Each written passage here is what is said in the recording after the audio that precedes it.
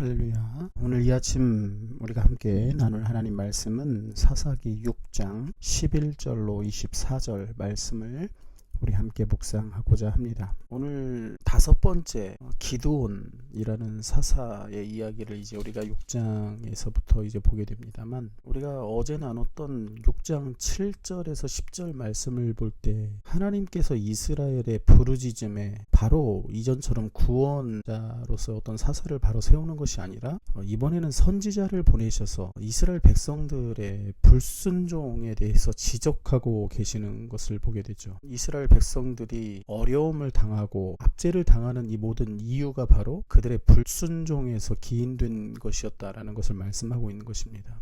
그렇다면 과연 이제 구원자는 언제 세워질 것인가? 그 질문에 대한 대답이 본문에 이제 시작됩니다. 그런데 오늘 하나님께서 세우시는 다섯 번째 사사 구원자는 어쩌면 우리의 예상과는 다른 시작을 보여주고 있습니다. 12절에 보면 여호와의 사자가 기드온에게 큰 용사여 라고 그를 부르고 있지만, 사실 큰 용사의 모습을 보여주고 있지 않은 것을 우리는 기드온의 언행을 통해서 발견하게 되죠. 오늘 여호와의 사자가 본문 말씀 11절에 보니까 이제 오브라에 도착하게 됩니다. 그 오브라라고 하는 곳을 뭐라고 표현하고 있냐면 11절에 보면 아비에셀 사람 요아스에 속한 오브라라고 말하고 있죠.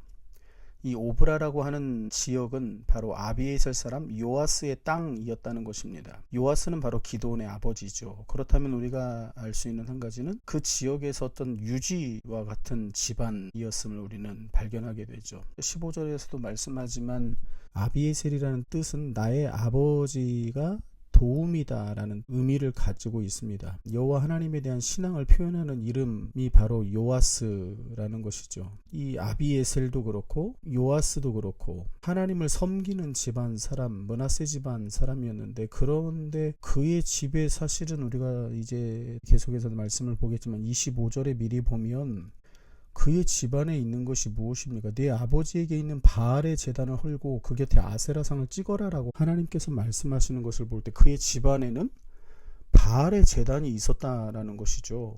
오브라라고 하는 이 지역이 요아스의 소유였다는 사실을 볼 때 굉장히 부유하고 막강한 영향력을 가지고 있는 그 지역에서 유지와도 같은 사람임을 보여주고 있죠. 그리고 그 지역에서 산당이 그 집안에 있는 것처럼 보여집니다. 15절에서 보면 기드온이 하나님께 대답할 때 나의 집은 약하고 나는 가장 작은 자니이다 라고 말한 것은 굉장히 소심한 대답이었다는 것을 우리가 좀 보게 되죠. 오늘 여호와의 사자가 오브라에 도착했을 때 11절에 보면 마침 요아스의 아들 기드온이 뭐 하고 있습니까? 밀을 포도주 틀에서 타작하고 있는데, 포도주 틀에서 밀을 타작하고 있다고 쓰여져 있죠. 왜요? 미디안 사람에게 들키지 않기 위해서 밀을 타작하는데 포도주 틀에서 타작하고 있다는 얘기를 말씀하고 있어요.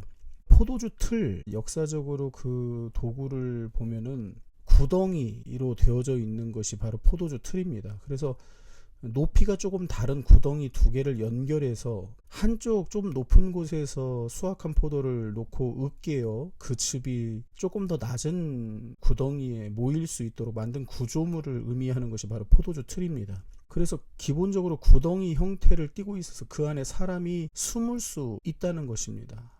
구덩이 안에 숨어서 오늘 기드온이 타작하고 있다는 것이죠.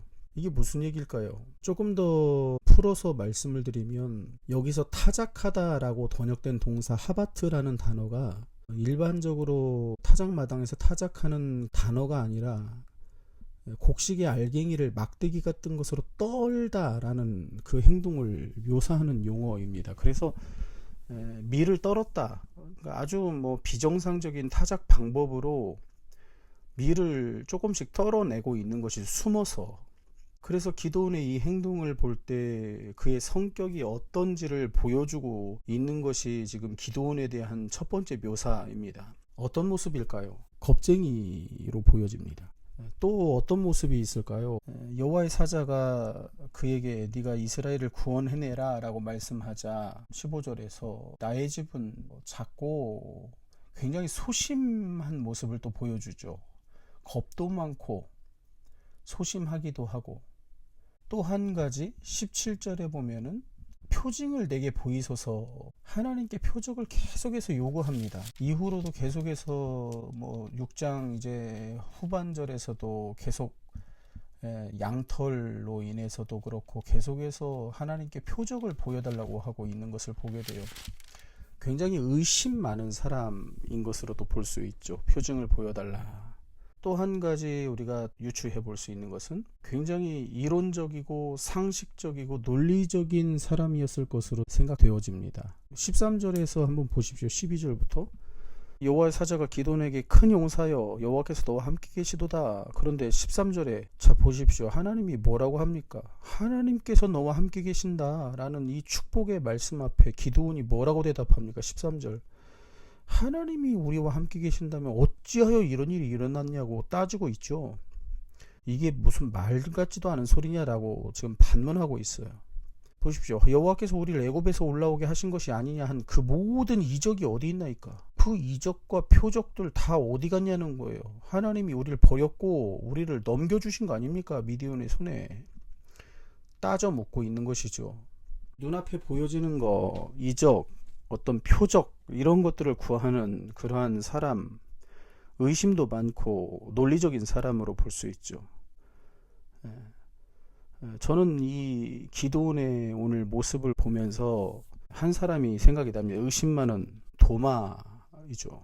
손가락을 그 못자국에 넣어보지 않고 손을 옆구리에 넣어보지 않고는 믿지 않겠다라고 그렇게 선언했던 그런 의심하던 도마. 그리고 주님께서 뭐라고 말씀하시죠? 너는 나를 본고로 믿느냐? 보지 못하고 믿는 자가 복되다라고 말씀하시죠. 오늘 기드온의 모습이 비슷해 보입니다. 표적이 보이지도 않고 이적은 어디 있습니까? 보여주지 않으면 나는 믿을 수 없겠다는 그러한 어떤 선언과도 같은 반문인 것으로 보여집니다. 그런데 하나님이 오늘 하나님의 여호와의 사자가 뭐라고 말했죠? 큰 용사여 여호와께서 너와 함께 계시도다. 12절. 오늘 우리가 나누는 말씀의 가장 핵심적인 내용입니다. 어쩌면 숨어서 지금 밀 알갱이나 몰래 털고 있는, 어쩌면 그 지역에서 유지와도 같은 사람이기 때문에 먹고 사는 문제는 어느 정도 유지는 했던 것 같아요. 그렇죠? 오브라의 그 땅을 소유한 집안 사람 아닙니까? 포도주 틀에 숨어가지고 거기서 밀을 털고 있는 그 모습, 되게 소심하고 겁도 많고 의심 많은 기드온에게 여호와의 사자가 나타나서 뭐라고 합니까? 큰 용사라고 부르고 있죠. 그런데 12절을 잘 볼 필요가 있습니다. 우리 한글 성경에는 큰 용사여 여호와께서 너와 함께 계시도다 라고 쓰여져 있지만 히브리어 본문의 순서는 이렇게 쓰여 있습니다. 여호와께서 너와 함께 계신다. 큰 용사여, 이렇게 순서가 바뀌어 있습니다. 자, 이게 무슨 얘기입니까? 기드온이 큰 용사가 되어 이스라엘을 미디안의 손에서 구원할 수 있는 이유는 그가 힘이 대단하고 뭔가 지식이 뛰어나고 뭔가 상식적이고 굉장히 논리적이고 네가 대단한 집안의 사람이고 오브라에 속한 그 모든 땅이 너네 집의 것이고 네가 그런 것 때문에 네가 큰 용사가 되는 것이 아니라, 이스라엘을 미디안 손에서 구원할 수 있는 이유는 다른 데 있는 것이 아니라 하나님께서 오늘 너와 함께 하시기 때문이라는 것입니다. 하나님이 너와 함께 계시기 때문에 너는 큰 용사가 이제 될 것이라는 선포를 하고 있는 것이죠. 14절에서 여호와께서 이제 뭐라고 말씀하십니까? 여호와의 사자가 여호와께서 그를 향하여 이르시되 너는 가서 이 너의 힘으로 이스라엘 미디안의 손에서 구원하라. 내가 너를 보낸 것이 아니냐. 자, 너는 가라. 그리고 뭐라고 말해요? 이 너의 힘으로 이스라엘을 구원하라는 거 아닙니까? 여기서 말하고 있는 이 너의 힘, 지금 기드온이 가지고 있는 힘이 뭡니까? 숨어서 곡식이나 몰래 떨고 있는 그 힘밖에 없는 사람 아닙니까? 근데 뭔 힘이 있겠습니까? 지금 겁 많은 사람, 의심 많은 사람이. 이 너의 힘 또한 하나님이 그를 보내셨다는 사실에서 비롯되는 힘을 말하고 있는 거예요. 내가 너를 보낸 것이 아니냐. 하나님이 함께 하신다는 그것이 바로 기드온이 큰 용사가 되는 그 비밀인 것입니다. 그 비결인 것이죠. 오늘 우리도 마찬가지인 것이죠. 우리 힘으로는 뭘 할 수가 있겠습니까? 우리 자신을 볼 때 얼마나 한심스러울 때가 많습니까? 육신도 연약하고 무슨 지식이 얼마나 대단합니까? 물질적으로 뭐가 많습니까? 오늘 오브라라고 하는 그 지역이 기드온의 집안의 것이었지만 우리는 뭘 가지고 있습니까? 내가 가진 게 과연 뭐가 있습니까? 물질적으로도 연약하고 부족함 투성이고 지식도 부족하고 뭘 하나 우리가 내세울 게 있습니까? 근데 하나님은 우리에게도 똑같이 말씀하신다는 거예요. 거룩한 하나님의 백성이라고 말씀하시고 큰 용사라고 말씀하고 계신다는 거예요.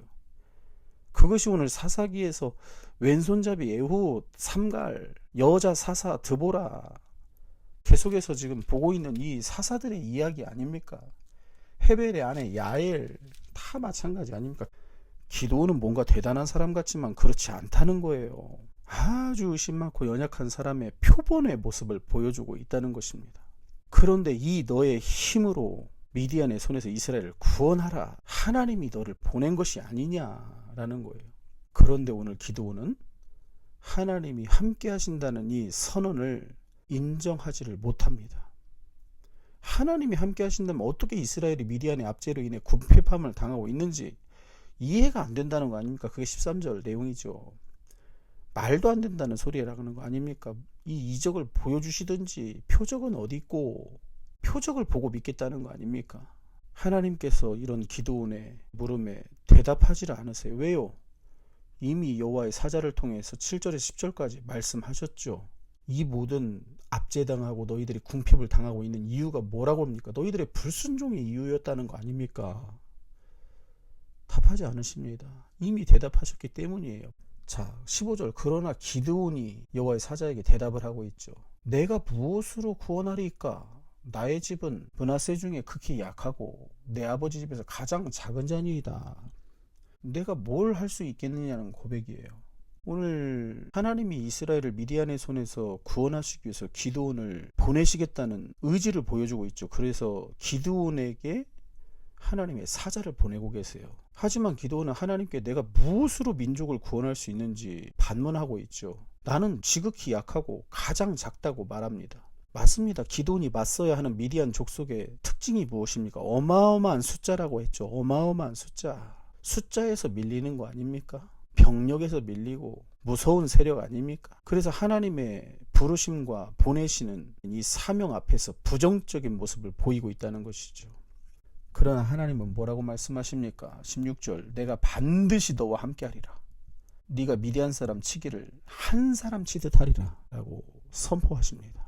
오늘 하나님은 어쩌면 굉장히 의심 많고 겁 많고 나약한 사람 기드온을 일꾼으로 하나님의 큰 용사로 세우고 계시죠. 오늘도 마찬가지입니다. 하나님은 대단한 능력을 가지고 있고 대단한 물질을 가지고 있고 힘을 가지고 있고 지혜가 있고 대단한 지식을 가지고 있고 어떤 학벌을 가지고 있고 어떤 완벽해 보이는 사람을 찾아서 세우는 것이 아닙니다.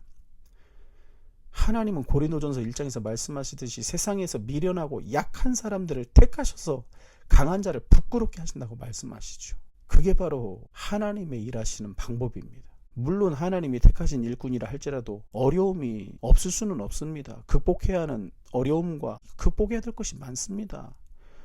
그리고 내 연약한 믿음 때문에 우리도 주저할 수가 있어요. 눈앞에 보여지는 이적도 보이지 않고 표적도 보이지 않고 어쩌면 그 구덩이에 숨어서 곡식 알갱이나 떨고 있는 그런 모습일 수도 있죠. 하루하루 먹고 살기가 얼마나 힘든 하루하루이겠습니까? 그러나 하나님은 명령하시고 그냥 보내시지 않으십니다. 하나님이 함께 하시겠다는 거예요. 그리고 그 일을 수행하는 데 필요한 모든 것을 주십니다. 이것을 믿어야 되는 거예요. 하나님의 보내심 받은 자는 하나님이 함께 하신다는 그 믿음을 확신해야 되는 것입니다. 오늘도 하나님이 우리에게 맡겨주신 사명이 있습니다. 거룩한 백성으로 부르시고 우리에게 맡겨주신 일이 있어요. 그러나 어쩌면 기드온의 모습이 우리의 모습이 아닙니까? 너무 나약하고 때로는 두렵고 구덩이에 숨어서 하루하루 먹을 것들을 챙겨야 되는 그러한 어려움들이 우리 안에 있지는 않습니까? 의심이 늘 밀려오고 눈앞에 보여지는 것 때문에 환경과 압제당하는 여러 가지 어려움과 산재한 문제들 앞에서 불신이 몰려오는 게 바로 우리들의 모습 아닙니까? 그래서 그런 문제들 앞에서 내 연약함 앞에서 주저하고 핑계를 대고 있지는 않습니까? 왜 이런 반응과 태도가 우리 안에서 나오는 것일까요? 그것은 내 연약함 때문이 아니에요. 문제가 산재에서도 아니에요. 미디안의 백성이 어마어마한 숫자 때문도 아닙니다. 하나님을 신뢰하고 믿지를 못하기 때문이에요. 여호와께서 너와 함께 하시도다. 내가 너를 보낸 것이 아니냐. 그러므로 너는 큰 용사이다라는 거예요. 그 하나님의 말씀 앞에 신뢰하지 못하기 때문에, 믿지를 못하니 우리 눈앞에 가로막혀 있는 장애물과 여러 가지 문제와 담들이 엄청나게 커 보이는 거 아닙니까? 그리고 하나님의 말씀을 신뢰하지 못하니, 하나님의 말씀을 청종하지를 못하고 사람의 말을 듣고 청종하니 우리의 약점 또한 큰 장애가 되는 거 아닙니까? 그러므로 눈앞에 보여지는 문제와 이적과 어떤 대단한 표적과 표징과 이것이 아니라, 눈앞에 있는 어떤 미디안이 중요한 것이 아니라 함께 하시는 하나님을 바라보는 영의 눈이 열어져야 되는 거예요. 그 함께 하시는 하나님의 말씀을 신뢰하고 청종하고 하나님의 살아계심을 인정하고 하나님의 능력을 확신하는 믿음이 필요합니다. 함께 하시는 하나님이 하나님의 나라를 다시 세우는데 그 일들을 위해서 모든 것을 아낌없이 내어주시는, 그리고 인도하시고 이끌어주시는 하나님의 신실하심을 믿어야 되는 거예요. 우리는 여전히 약하고 기도원처럼 무능할 때가 많지만, 내가 대단해서 내가 힘이 강해서 큰 용사가 되는 것이 아니라 하나님이 함께 하심으로 우리는 강하고 큰 용사, 하나님의 신실한 제자, 거룩한 성도, 거룩한 백성, 능한 일꾼이 될 수 있는 것입니다. 그것을 오늘 우리에게 말씀해 주고 있는 것이죠. 오늘 기도는 표징을 구하고 있죠. 뭐라고 말씀합니까? 17절에 만일 내가 주께 은혜를 얻었으면 나와 말씀하신 이가 주 되시는 표징을 내게 보이소서. 나와 말씀하신 이가 주 되시는 표징. 그런데 여기서 주 되신다라고 하는 주라는 단어가 어떤 주님 이런 의미가 아닙니다. 너라는 단어예요. 2인칭 대명사입니다. 당신이 말한 것과 관련된 표징을 보여주세요. 그러면 믿겠습니다라는 거예요.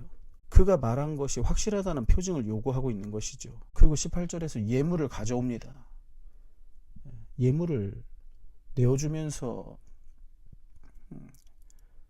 떠나지 마시기를 원하나이다. 그래서 염소를 준비하고 무교병을 만들고 고기를 담고 국을 양푼에 담아 예물을 드리고 있어요. 말씀을 그대로 믿지 못하고 표징을 구하는 기도원의 모습이 이후에도 계속해서 반복됩니다. 눈에 보이는 표징을 구하는 신앙을 가지고 있었다는 것이죠. 아까 말씀드린 도마가 생각나기도 하는 것이죠. 그러나 표징을 보지 못해도 말씀대로 그대로 믿는 신앙이 더 복되다는 것을 기억해야 되는 것이죠. 그래서 기도원이 많은 양의 예물을 여호와의 사자 앞에 가져오죠. 근데 여호와의 사자가 명령하죠. 21절 손에 잡은 지팡이 끝을 내밀어 고기와 무교병이 되니 불이 바위에서 나와 고기와 무교병을 살렸고 여호와의 사자는 사라졌다는 것입니다. 그래서 기도원이 깨닫게 되는 것이 무엇입니까? 22절 그가 여호와의 사자인 줄 깨닫게 되죠. 그리고 슬퍼합니다. 내가 여호와의 사자를 대면하여 봤기 때문에 나는 이제 죽을 것이라는 거예요. 23절 여호와께서 그에게 말씀하시죠. 너는 안심하라. 두려워하지 말라. 죽지 아니하리라. 그래서 기도원이 제단을 쌓고 여호와 샬롬이라는 제단을 쌓습니다. 여기서 여호와 샬롬이라는 여호와는 평강이십니다라는 이 제단을 쌓는 이유가 무엇일까요? 하나님께서 그에게 말씀하시는 너는 안심하라. 이게 원어적으로는 너에게 평강이 있기를 원한다라는 뜻입니다. 너는 안심하라. 샬롬이라는 인사예요. 두려워하지 말라. 죽지 아니하리라. 어쩌면 기도는 굉장히 두려움도 많은 사람이었고 겁쟁이였고 의심 많은 사람이었고 되게 논리와 상식을 따지는 사람이었고 눈에 보여지는 것을 보고 나서 믿는 사람이었을 것이고 핑계도 많은 사람이고 하루하루 먹고 살기 위해서 노력하는 사람이었을 것이고 두려움 속에서 지금 숨어서 미디안 사람들에게 걸리지 않기 위해서 몰래 그 구덩이에 숨어서 포도주 틀에서 밀 이삭을 떨고 있는 그러한 사람이 아니었습니까? 평강이 있었겠습니까? 평강이 없었겠죠. 그 하루하루 삶이. 그의 집안에서는 바알의 제단 아세라 상이 있고 그 오브라라고 하는 그 마을 사람들이 거기 와서 다 또 절하고 그런 거 아닙니까? 사람들 앞에서 인기 관리도 해야 되고 뭐 여러 가지 이유가 있었겠죠. 기도원의 또 한 가지 특징은 무엇입니까? 슬퍼하고 있는 것을 볼 때 뭡니까? 그냥 하루하루 사는 것이 가장 중요한 사람이었어요. 내가 사는 게 중요했어요. 미디안 사람들한테 걸리지 않고 그냥 조금씩이라도 밀리작을 떨어서 먹고 사는 거, 그게 최우선이었던 사람 아니었습니까? 그래서 두려워하고 슬퍼하고 있는 것이죠. 하나님께서 안심을 시키십니다. 하나님의 평강을 그에게, 샬롬의 평강을 그에게 선언하시는 것이죠. 안심하라는 것입니다.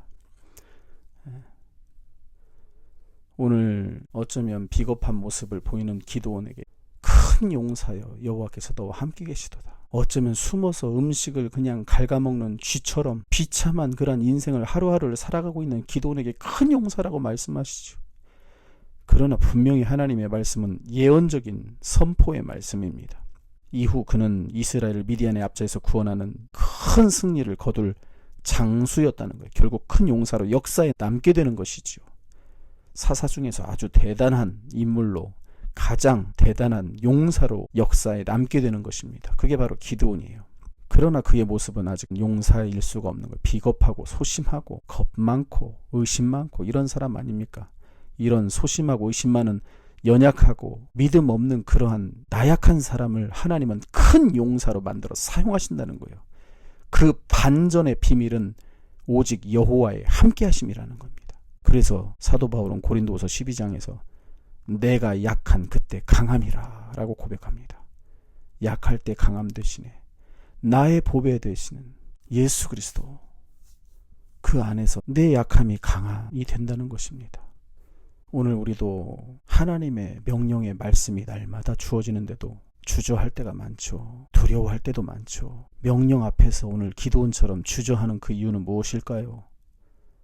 하나님 말씀대로 살다 보면, 따라가다 보면 더 힘들어질 수도 있고 실패하실지도 모른다는 의심 때문 아닙니까? 이 모든 우리의 연약함을 극복하기 위해서는 가장 중요한 것은 하나님의 말씀은 반드시 이루어진다는 확신을 가져야 됩니다. 성경에 나오는 모든 하나님의 말씀의 역사는 지금까지 하나도 성취되지 않은 것은 없습니다. 땅에 떨어지지 않습니다. 그것이 믿음이에요. 하나님의 말씀은 1.1획도 그냥 사라지는 법이 없고 모두 그대로 성취됩니다. 이것을 깨닫고 확신할 때 그 어떤 상황과 어려움 속에서도 우리에게 맡겨진 사명을 감당할 수 있게 되는 것입니다. 그리고 하나님이 하나님과 우리 사이에 평강을 허락하신다는 거예요. 그래서 안정감 속에서 일하게 됩니다.